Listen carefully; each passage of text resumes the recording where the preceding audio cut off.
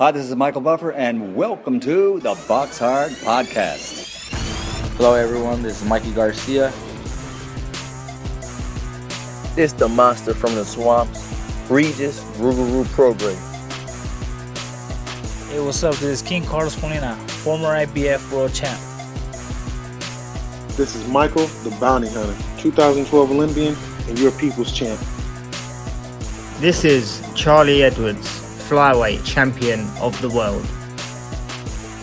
This is Fast Eddie Chambers, and you're listening to the BoxHard Podcast with my main man, Joey Coastman.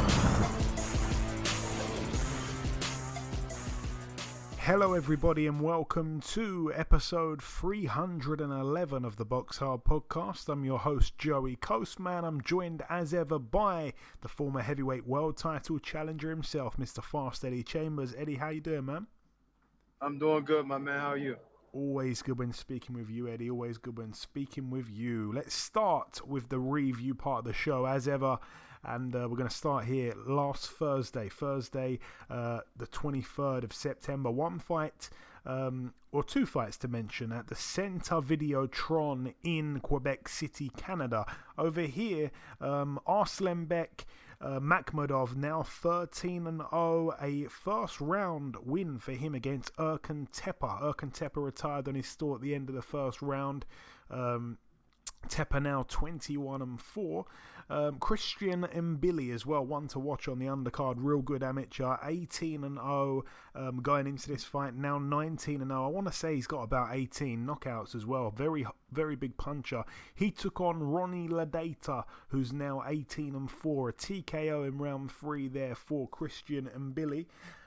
Moving out now to Pátzcuaro, Mexico. Over here, friend of the show, former 154 IBF world champion Carlos Molina, now 38-12 with 2 draws. He was able to beat Juan Carlos Reygosa on points. It went the distance there, so a decision win for Carlos Molina. Reygosa now 17-18 with 3 draws. That's the second fight between the pair. Both times Carlos has won by decision. Moving out now to the Universum Gym in Hamburg, Germany. Over here, a decent little card really. Artem Harutyunian, I am probably saying that wrong, 10-0, a prospect, got in there with Spain's Samuel Molina. That was a good fight and a really interesting final round. It was round 5 where the KO came and Molina was KO'd. Molina, I think, had cut Artem Harutin, whatever his name is. Anyways, he cut him, or maybe he was cut, and then I think it was Molina wobbled the home fighter, and then the home fighter ended up knocking him out quite brutally. That one was for the vacant WBC International Lightweight title. On the undercard, Avni Yildirim with another win, now 23-4, a unanimous decision over 8 against Dominic Ameri, who's now 14-22. Moving out to Spain at the Plaza de Toros in Valdemoro in Madrid, Spain. Over here, Angel Moreno with a draw. I think he's a former world title challenger, I believe. I think he boxed, did he box Charlie Edwards, I think, and Jay Harris? Anyways, he's now 21-4 with 3 draws. A split draw over 12 rounds for the EBU European flyweight title against Juan Hinostroza, who had a record of 10-9 with a draw. I expected Moreno to have too much for him, but no, that wasn't how it was. So a split draw after 12 there. Sergio Martinez, former middleweight king, returned to the ring in his most serious fight since this little comeback he's doing. He's now 54-3 with 2 draws. He was able to beat unanimously over 10 rounds friend of the show Brian the Lion Rose, now 32-7 with a draw. Scorecards of 97-94 twice and 96-94. So that tells me it was quite a close fight, especially seeing as Sergio Martinez was the promoter of the card as well. I'd like to hear what Brian Rose has to say about that one. I didn't see the fight, but moving on to a fight I certainly did see, and this entire card, of course. Tottenham Hotspur Stadium in London, United Kingdom. Let's start with that. with that undercard. A prospect to keep an eye on, Daniel Lapine. I think he's about 6'6", but I think he's a light heavyweight. 5-0 now, a points win for him over 6 against Pavel Martinuk, who's now 4-8. Campbell Hatton with a win, now 4-0, a points win over 6 rounds against Sonny Martinez, who's now 2-5. Highly disputed, that one there. Pretty much everyone gave the fight to the Spaniard. I think he was the Spaniard. I think he was Spanish, but I only saw bits of that fight. Most people, like I say, thought he lost. Yeah, he still hasn't got a knockout, young Campbell Hatton. I think he needs to kind of, fight on some small hall shows. He doesn't need to be on the big stage in front of 70,000 people. Elsewhere on the card, Callum Smith now 28-1, a TKO in round 2 against Lenin Castillo, who's now 21-4 with a draw, a perfect right hand to end proceedings, and that was a real statement there. It was a scary knockout. Castillo was on the ground with his legs shaking uncontrollably.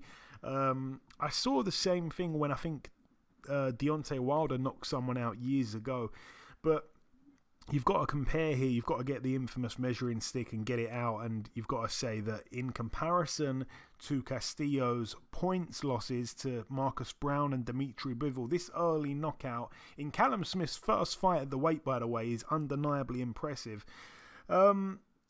Elsewhere on the card, we had Maxim Prodan, now 19-1 with a draw. He lost a split decision over 10 rounds against Florian Marku, who's now 9-0 with a draw. That one was for the IBF International Welterweight title.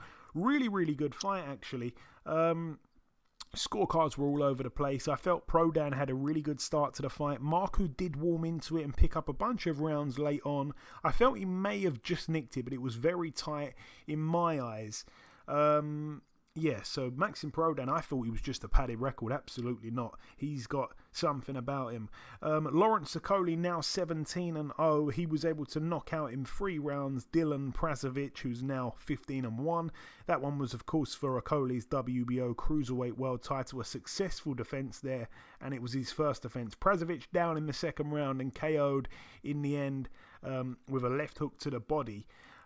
He's just really improving all the time, Lawrence Sokoli. I mean, especially since training with Shane McGuigan, he has just been brilliant, to be honest with you. I expected the knockout for him, but it's a good win, it's a good performance, and I am, excited to see him fight again. There was a period of time in his career where no one really wanted to see his next fight. They were talking about how he likes to hug people for 12 rounds or 10 rounds, whatever at the time. But no, he has come on, leaps and bounds since linking up with Shane McGuigan. And now I'd go as far to say I think he's quite an exciting fighter. Getting on to the main event, of course, the big one. Anthony Joshua now 24-2. A unanimous decision over 12 rounds for the new champion, Oleksandr Usyk, now 19-0. A win, of course, that gave Usyk all the belts apart from the WBC. So that's the WBA, WBO, and IBF. Of course, the IBO in there as well. What a fight, by the way, but I've got to say it, Eddie, I picked this. This is what I said would happen, a Usyk points win, so I am happy to be right, but at the same time, a little bit sad to be right, because I don't necessarily think I wanted Anthony Joshua to lose. But let's talk about the rounds here. Round 1, I gave to Usyk. I wasn't sure if AJ landed a single punch, and if he did, I mean, it must have been 1 or 2. Usyk landed 3 lovely backhands in that round. Round 2 I gave to Usyk. Round 3 was a big Usyk round. He wobbled Anthony Joshua with a counter punch. There was only 11 seconds left in the round. I don't want to say he was saved by the bell, but he was in trouble. Round 4 I gave to Joshua. Some people didn't, by the way. Some people gave this to Usyk as well, but I gave round 4 to Joshua. I felt that he came back positively. Usyk, I'm not sure if he was having a round off, but for me, he was a lot less active than he'd been in the previous rounds. Round 5 was a close round. Could have gone either way, but I gave it to Joshua. I felt he was letting the right hand go a lot more. Both guys were setting a fast pace. It was a good, interesting fight at that point. Round 6, Usyk was dominating early on. Joshua came on strong late on with some big-looking shots. I gave that one to Joshua, so 3-3 on my card after 6. The commentary had it 4-2 for Usyk. Round 7 I gave to Usyk. He was very dominant. He rocked Anthony Joshua again. Just when I felt that Joshua was getting a foothold, Usyk came back and won the round. So 4-3 for Usyk after 7. He was showing the skill that he's got, Usyk, and you could clearly see the disparity in the boxing IQ. Round 8, Joshua's best round, I felt at that point. I had it 4-4 now. He was landing a lot to the body. He was landing big backhands. Usyk was feeling them, I felt, a little bit. Round 9, I gave to Usyk, 5-4 now. He came back with a high work rate. Like I say, it made the next few rounds, highly anticipated for me. I was really excited at that point. Round 10, very close round. Joshua's eye started to swell up really bad. Usyk got cut on his eyebrow. It was a bad cut, but Russ Amber managed to get it under control. Joshua was also bleeding from the nose. I gave that round to Usyk, so 6-4. Most people, like I say, had it wider than I did at that point, but unbelievable fight. Round 11, big round for Usyk, 7-4. Usyk, I felt, just had much more in the tank as well than Joshua did at that stage. Like I, again, predicted, I felt he'd probably have more in the gas tank. Not to say Joshua doesn't have a good gas tank, but I felt that Usyk can pace himself a lot better. And he's got the experience. And round 12, a huge way to end the fight for Usyk, a massive round. AJ was out on his feet at the end. He was on the ropes, and I've got to say he was saved by the bell. Some people even thought he was stopped, I think, if you were watching on DAZN. Some people felt he was stopped. I think there was a bit of a screw up in the time on the screen. I think Sky Sports had one time on the screen and DAZN had another one. So on our feed on Sky, they pretty much stopped the fight on time, but with DAZN, they stopped the fight a few seconds early. Some people felt it was a knockout. But yeah, I mean, what a performance from Usyk. Like I say, I saw it coming. I called it. Joshua really respected the power of Usyk more than I thought he would. I think Fury beats Wilder. Then I think, to be completely honest, because it's only 2 weeks apart from Joshua's fight to Fury's fight, I think, and this is a bit of a bold prediction, I think Fury beats Wilder again, and I think that Joshua then has two options. Does he take the rematch with Usyk and perhaps have the same medicine again? Or does he just go straight for a massive all-British fight for the WBC title with Tyson Fury, who by that point would not be tied up with Deontay Wilder anymore legally? So they could just get it on. And some people would not kind of, they wouldn't be mad at Anthony Joshua for not taking the Usyk fight, because he's got the Fury fight, which is much bigger, of course, and he might even see it as a more winnable fight after the other night. So yeah, no one can say he's a coward. He didn't want the rematch if he goes and fights Fury. However, if he didn't take the fight and he went and fought someone like a Dillian White or anyone else for that matter, it looks bad. Yeah, tell me about your take on the fight, Eddie, and what I've just said about the potential scenario afterwards with Joshua's next fight. Honestly, I had a lot of the same thoughts that you did during the fight, watching it and how it was unfolding. I thought that Usyk was started really well, started kind of fast-ish, and showed how dominant he could be as a boxer, even in there with someone as big and as imposing as Anthony Joshua is. You know what I mean? Only having two or three heavyweight fights previous. So I thought Usyk was really well prepared. I didn't think he was as small as most people, at least I thought he was going to seem to Joshua. And as the fight moved on, he started to show how good he was boxing. So he started, and the thing is, you could just see that Anthony Joshua wasn't really prepared for what he was bringing. Anthony Joshua is used to, with the exception of, being in the ring with Andy Ruiz that first time, getting stopped. He's used to being dominant and in control. You understand what I'm saying? And having everything working for him. I don't want to say he's a front runner, but you know what I mean? He's used to being in that position. So when you get someone in there who's a master boxer, southpaw, something that you're not necessarily really used to seeing, and he's throwing combination, the pace is fast, and then your uncertainty starts to creep in. There's a lot of uncertainty that comes in there. and it just makes you feel kind of out of place. And what do I do? You start looking around and start asking questions. What round is it? How many rounds do I have left? Or am I winning this round, or how am I doing? And you start thinking. And even if you're not saying those things, they're creeping up in your mind. And you could just see it with Joshua as the fight went on. He was trying, and he was showing his heart by continuing to fight and continuing to do the best he could as the fight got into the later rounds. But then the eyes started to close, and it just was all going downhill from there. But Usyk done a great job, using the footwork, angles, punches from different angles that Joshua's just not used to dealing with. And on top of that, like I said, the pace was just a lot faster and not like a normal heavyweight pace. So it turned out to be an extremely exciting fight. I really liked what Anthony Joshua did in the middle rounds, and that's something to build on if he fights him in the rematch. He just has to look at what he did there, and I think he needs to also take a page out of the Vladimir Klitschko book and stop thinking of just landing big shots or looking for shots that are going to be showy. You know what I mean? Peck some shots in there. Use your range a little bit, but press. There was at times during the middle rounds that he looked like he was getting to be a little bit too big for him and a little bit too strong for him. You know what I mean? He started to walk him down a little more. And Joshua was doing that kind of the entire fight, was like kind of standing in the middle of the ring, just letting him circle him.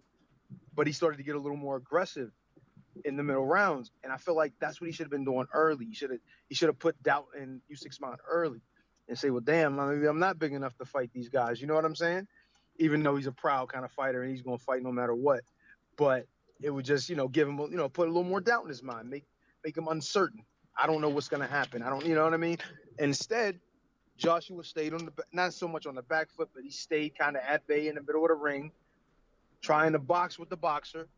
And most people would have thought because he's so, he's taller, he's a little bit more rangy, that would have been successful. But if you're not capable skill-wise in comparison to the fighter opposite you, then it doesn't matter. You understand what I'm saying? I've fought guys that were 6'8". There was a guy that was 6'8" that just couldn't box with me, and I still was able to fight him from the outside. And then when I decided I wanted to walk him down, I did. And that's the same kind of thing that happened here.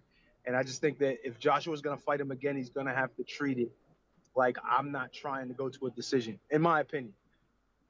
And he needs to use kind of what he was doing in the middle rounds. A lot of times he was actually, like almost reaching out, touching him, just trying to make contact with him, not trying to bomb him out every time. And then he started to have some success with good shots. You understand what I'm saying? So he has to make some slight adjustments, some in some ways and some big adjustments in others. But I think if he decides to go with the rematch, I still give him a shot. It's not like he doesn't have a shot. He definitely has a puncher's chance above all, if nothing else. So he's still a live dog in it. It's just now you can see that Usyk is for real. And I don't know if Joshua can beat him, but we'll see. But after, like now and what the options are, I think Joshua almost has to fight him in a rematch. I mean, you can go toward Tyson, but I look at Tyson as just like a bigger version of what Usyk is able to do with a little more sauce. You know what I'm saying? So if you're going to get in there with a guy who's punching from across the ring, moving around, similar to Usyk, maybe even more fluidly, feints, a lot of the same things. Now he's orthodox, but he's bigger. He's going to be punching harder. He's going to be throwing, I think even possibly more punches. It's just like, go back in there with Usyk, see if you can win that fight first. That's my opinion. Unless you're thinking of a big English showdown and you're thinking about money and maybe cashing out.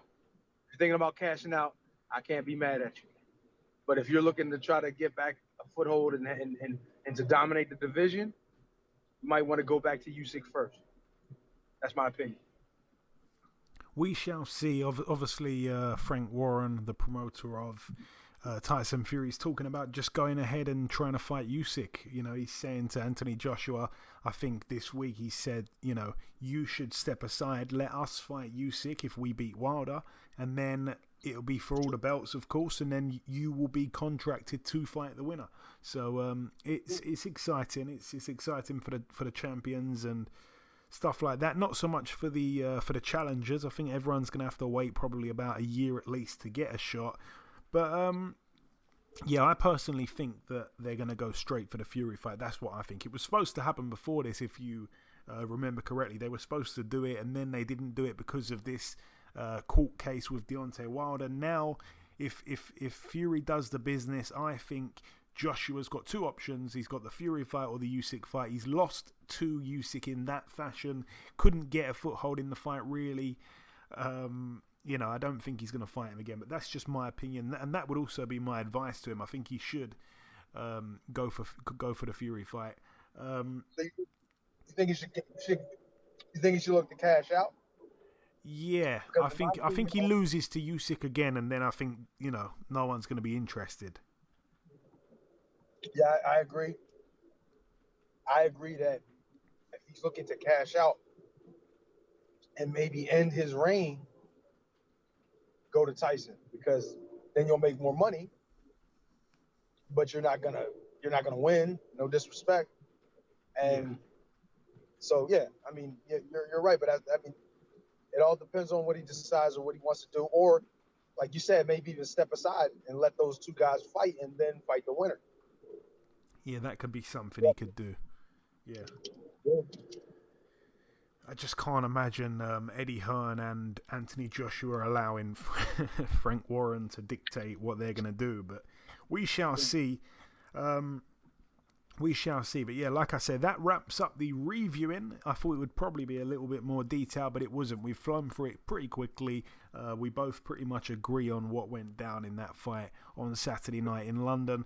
But anyway, that's it for the review part. The final thing for me to do just before we wrap up part one is to welcome our guest on this week's podcast. Ladies and gentlemen, please welcome the former WBO Heavyweight World Champion. It is, of course, Mr. Joseph Parker. Joe, welcome back on the show, my man. Thanks for having me on, brother.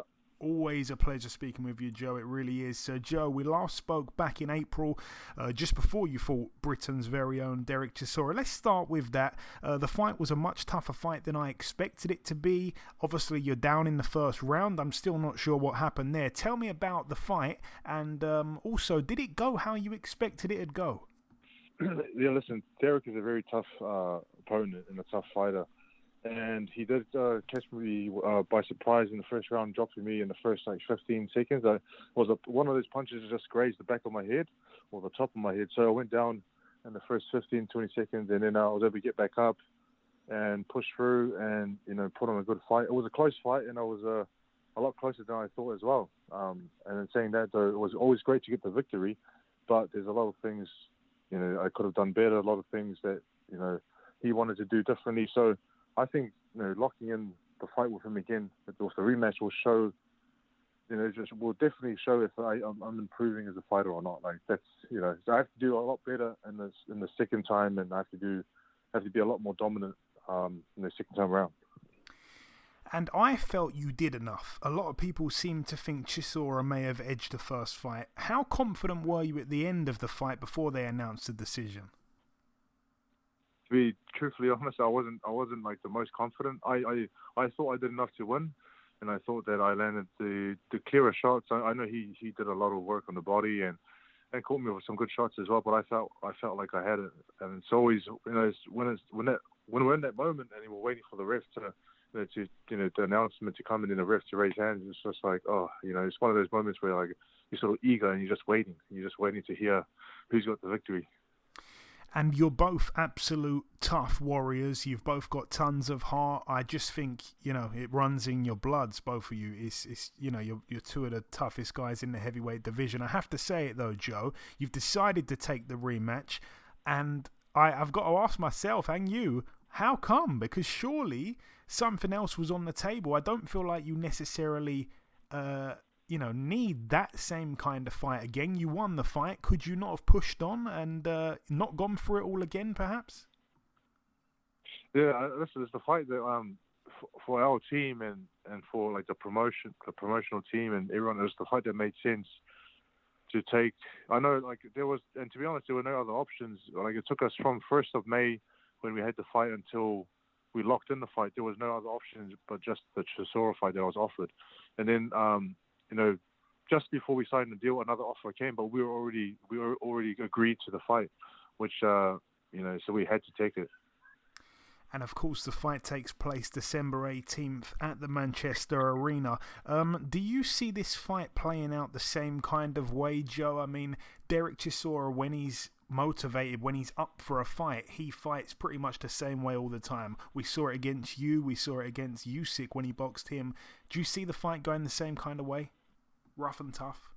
I feel the fight will go the same kind of way. I mean, the good thing about this is my first rematch in my career, so the good thing is I don't think there'll be a lot of surprises in terms of his style and in terms of what he's going to bring. He's just a tough dude who's going to come forward and put the pressure on and rough and tough. And I have to be a lot more prepared for that. I have to change things up how I approach this fight. Speed, movement, combination, more punches, and I have to be rough myself. I know it's all good to say it, but I just have to practice it and have to show it. And when we last spoke, you'd literally just gotten off a plane to start training with Andy Lee. How has that been working? Obviously, with him, it's been quite a while now, and you don't live in the same country. Has it been difficult? Tell me what it's been like. Yeah, it's Andy Lee's in Ireland. I'm here in New Zealand at the moment. After the fight with Chisora, my plan was to continue training and lock in another fight soon. But that didn't happen. There's other fighters on the stable of matching that they've been putting on, and so I think as soon as we were able to lock in this fight, I've been texting and calling and keeping in touch, and he's just giving me a bit of guidance on what I should be doing, what I could be doing when I'm here in New Zealand by myself. And once we do link up, on that side of the world, I think it's going to be great because we're going to have longer time together. The first camp was a short camp. I think it was quite short with all that, going to a new country, new trainer, new structure, new program, new training methods. And I feel like the longer camp we have soon, would be like a 9-10 week camp. I think that's going to be very, very beneficial for us both. And just over a week to go now till we see your friend these days, Tyson Fury, take on Deontay Wilder in the trilogy fight. Are you still as confident as ever that Fury wins? I'm always confident that Fury wins. I mean, I'm confident because I've seen him trained with him. I know what he's like mentally, but like boxing is one of those sports where I say styles make fights, and sometimes if people may think it goes this way, but then it goes the other way.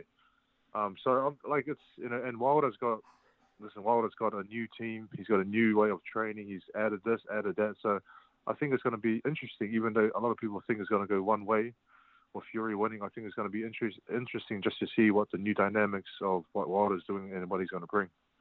Yeah, don't blink. It's going to be fantastic. And I've also got to, of course, get your reaction to Joshua's loss on the weekend to Oleksandr Usyk. I'm sure you watched the fight. What did you make of it, and were you surprised by the outcome? Surprised a little bit. I thought it would be a closer fight, and I thought eventually Joshua, as being the natural heavyweight, might get it at the end. But Usyk put on a very outstanding performance with his footwork, with his movement, his speed, mixing it up, his feints. It was just a great fight to watch from Usyk's side, and the package, the whole thing was great. Joshua's a good champion, though. He'll be back, and it will definitely be interesting to see if he can adjust and change once they have the rematch. And I want to get your prediction for your fight December 18th. You've shared the ring. You've done 12 rounds. If you have a prediction, please share it with us. Does it go 12 again? Does it end inside the distance?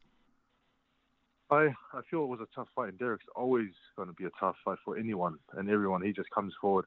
My prediction is that, I had him a few times in the first fight, and I let him off. But this time, my goal is to not let him off and get it done. I think I need a way better performance to show that I still belong in the top in boxing. Yeah, no, absolutely. And just finally, Joe, before we close it off, if you've got any closing words to the listeners before we let you go, say whatever you like, my friend. It's always great having you on, of course. Well, listen, thanks for having me on, and always a pleasure to have a chat. And to the listeners out there, thank you guys for supporting boxing. Thank you guys for supporting the heavyweight boxing scene at the moment. It's getting very exciting. I'm happy to be a part of it, and I want to do well, with my fight, with my next fight, future fights, and I'm going to go out there and give it everything I have. There we go. There are so many exciting fights for yourself, like, Joshua now on the rebuilding process, you, Andy Ruiz, all these guys, Charles Martin, all these former titleists that are just hanging around right there to fight. I hope we see some big fights soon. But listen, Joseph, it's always a pleasure speaking with you, my man. Best of luck for December 18th, and I hope to see your arm raised with a more dominant win this time around. Thank you, brother. Thank you very much. Okay, now it's time for part 2 on this week's show. This part, usually the news, but at this stage I have absolutely nothing to bring you, so I'm going to go on with the preview part of the show, and if there is any news, I'll speak about it on the outro. So like I say, diving into the preview part here, this one takes place tomorrow night in Milan, Italy, at the Allianz Cloud. Over here, this one's going to be on DAZN, if I'm not mistaken.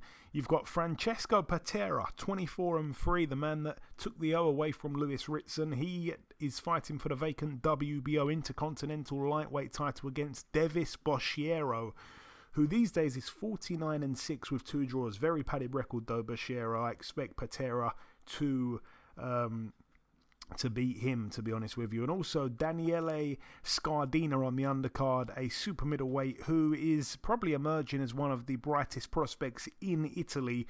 19-0 in a 10-rounder against Jürgen Doberstein, who is 26-4 with a draw. Also on the undercard, deep on the undercard, Sandy Ryan, our very own, in her second pro fight in a 6-2-minute round contest against Alexandra Vujovic, who is 4-14 with 2 draws. Moving out now to the Tower Hotel in Tower Hamlets, London. This one's going to be on Fight Zone.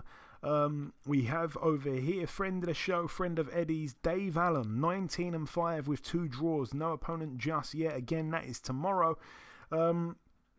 Moving out now to the Glendale Civic Center in Arizona, USA. Over here, friend of the show, former world champion Raimundo Beltran, 36-9 with a draw in an 8-rounder against Edgar Ramirez, who's 18-18 with a draw. Moving out now to the Verite Social Venue in Monterrey, Nuevo Leon, Mexico. Over here, former world champion Miguel Vasquez, 43-10. A man who is unlucky every time he comes to the UK. He got robbed against O'Hara Davies and Lewis Ritson. He takes on over 10 rounds Oliver Flores, who's 30-3 with 2 draws. And the final card to mention, it takes place on Saturday, October 2nd, Wembley Arena in Wembley, London, United Kingdom. Over here, few fights on the undercard to mention first. Joe Pigford, 17-0 with 16 KOs in an 8-rounder against Isaac Aryi, who is 26-9. You've got Linus Udofia, 16-0 in a 10-rounder against Zulio Vrenozzi, who is 17-3. You've got Mikhail Lawal, who is 13-0 in a 10-rounder against Stephen Ward, 13-1. You've got ring returner after almost 2 years out, Richard Riakporhe, 11-0 in a 10-rounder against Krzysztof Twardowski, who's 9-2. You've got David Avanesian, friend of the show, 27-3 with a draw, former world champion, coming off that win over Josh Kelly. He takes on Liam Taylor, 23-1 with a draw for the EBU European welterweight title. Liam Taylor, a very good fighter. He's got a chance in this fight, but Avanesian seems to be in the form of his life, and I will be watching that one. It's a great fight. And the main event, Chris Eubank Jr., 30-2. He was supposed to be taking on a guy, I think the guy's name was Sven Elbier, if I'm not mistaken. But anyway, for whatever reason, that's fallen through. In steps late replacement Anatoly Muratov, who's 24-2 with a draw. It is still going to be over 12 rounds for no belt, if I'm not mistaken. So, yeah, it's another fight that we're not crazy about for Eubank, and the 2 losses that Muratov has suffered have both been by KO. Back in 2014 to Filip Kolodic, who was at the time 5-4, and Juan De La Rosa, who was 20-3 with a draw back in 2013. So he hasn't lost a fight in 7 years, but in that time, I'm trying to see how many guys he's beaten with a winning record.